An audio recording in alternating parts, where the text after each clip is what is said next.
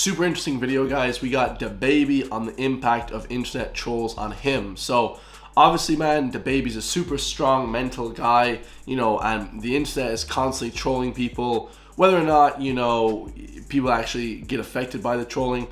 Dababy for sure is one of those guys that completely just disregards any trolling. Me too, guys. Like, I feel like if you get affected by trolling, you shouldn't be on the internet in the first place. You know, it's one of those places that you get trolled no matter what, guys. So you have to be able to have some thick skin, you know. And I don't get that much trolling, but once you get to a certain level, guys, you incidentally just get trolling. So I love it, man. I kind of chase it because it kind of sees that my channel is getting bigger. But let's see what Dababy has to say about it, guys. Comment down below what you think, and let's go. Like when it come to like a 50 Cent or the little nigga that's at home that don't never walk out the house, that's on the computer just typing comments up under everybody's shit, like you run into him, you gonna really have to do something. Right. You gonna really have to do something. And it started off as him running into you, doing something to you. You get what I'm saying? Until, you know, the shit that come with that, I'm pretty sure it got to a point to where, and that's probably why bro like takes such a liking to me. And that's like, see, I be wanting advice from niggas like that because you gotta come from a certain, you know what I'm saying? Like, you gotta be. Yeah, so he's like basically saying that people like 50 Cent, guys, you know, they have been through a lot of shit, guys. They've been shot, you know, stuff like that. And getting trolled is like the least of people's worries, guys. Like for me, guys, like, bro, like getting trolled is the least of my worries, bro. You know what I mean? If you're like a big guy, like, and you've been around the place doing shit, you know what I mean? You've been in fights, you've been in this type of thing, then getting a few words thrown at you doesn't hurt you guys at all, man. It shouldn't anyways. Cut from a certain cloth to even get me, or I can't really take your advice because you wouldn't do nothing anyway. A nigga slap you right now, you ain't gonna do nothing. Joe. A nigga could be King Kong or slap me. Joe. Somebody gonna die. Me or him, somebody gonna die. You get what I'm saying? So it's like everybody can't even digest, like, yeah. That's legendary. That's gangster shit, guys. Like he said, someone's gonna die if you slap me, like me or you.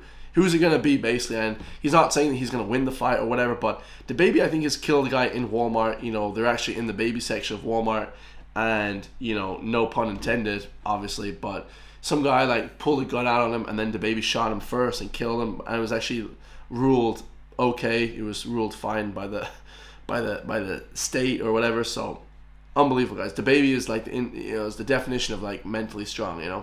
It's simple as shit. You know what I mean? Like, he did what to you and you did, and what exactly happened. But I think too, like I said this publicly, the biggest disheartening thing about being popping, mainstream, you know, having influence, is when you meet peers in the same industry or like, that you are fans of. Yeah, like, man. damn, like, not saying this is true, but to give you an example, it's like, damn, bro, I just met Dababy, bro. Like, that's my nigga. Like, boom.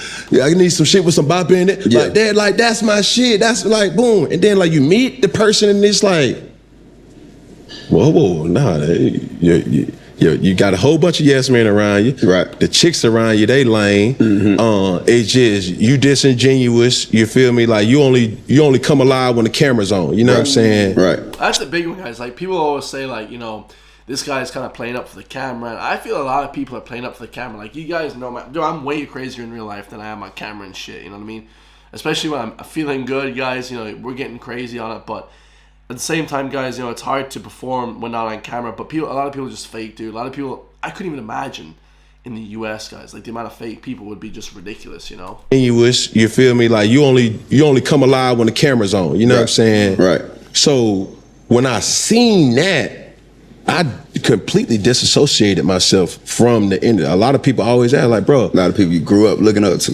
Yeah, bro, like, but that's not my crowd. You feel what I'm saying? Like, I literally have a sports show with a good friend of mine who is not even a friend. He's now become a business partner because of what we're doing. Right. I didn't go out and be like, yo, let me go and get a sports pundit, or let me go get, you know, a popular, because that shit can go one of two ways. Like, we're just creating content because the love of the content. From a real place. And that's a good point, guys. Like you guys gotta know, like, where you're coming from. Like when you put out content on the internet, like, is it coming from like a genuine place, like authenticity? Do you enjoy what you're doing, or do you just like do it to get clicks and views type of thing, you know? Real life, it's like, bro, I'm coming to fuck with you. I'm coming to support you. I'm coming to dap you up. I'm coming to holler at you just because nigga fuck with you. Right.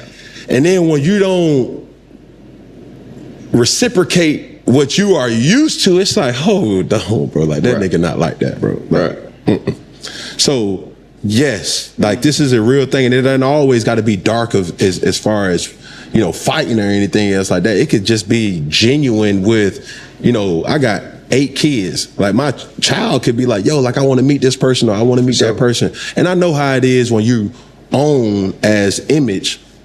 But it's still some things that I'll never really talk about publicly that I'm like, bro, that dude or that chick, nah, I'm good off them. You know what I'm saying?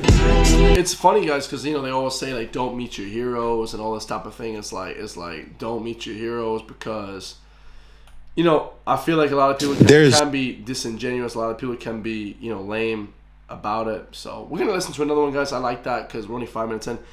It's how Dababy learned the rap game and started his own rap label. I love this guy because Dababy's pretty much my favorite rapper of all time, guys. All right, his mentality is ridiculous. There's different dynamics to measuring an artist. You can go by singles. Yeah. You can go by body of work.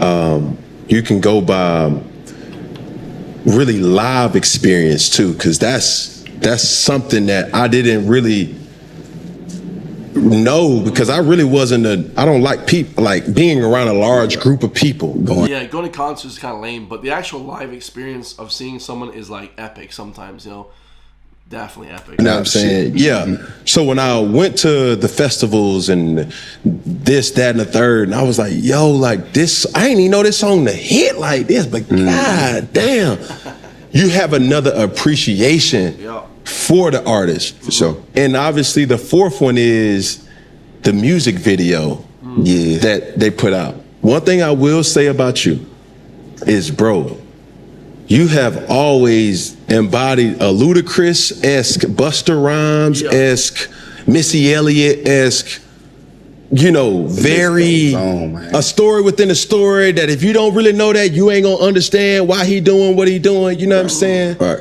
And it's like all those boxes you've checked, and you're not normally being brought up into this industry. You feel me? Yeah. When did you understand the importance of creativity or the business side of the industry? Really, I mean, the being able to express myself creatively, that's really probably what drew me into it. You get what I'm saying? Like, I mean, that's everything, guys. You got to be able to express yourself creative wise, and if not, a lot of times it sucks, right? Like that was early on. If you go back to my local videos, you know what I'm saying? Now the business side of it came to where, okay, I get to spending hundreds and thousands of dollars on these goddamn videos and shit. That's why I'm like, okay, well, let me learn what's going on then. Right. Let me spend some money to jump out there and learn, all right, what this person do, what that person do, which I always ask questions anyway. Right. You know what I'm saying? So I got into the other side of it and paid to play. You get what I'm saying? Paid for my experience, set these productions up and just learned as much as I could learn. And now I own the camera that niggas shoot the movies with and all. I got that at the house. I got the whole setup, Steadicam rig. I got all that. Yeah. Got like 3-4 cameras, high quality cameras. I really been had them the second I pop. Like, so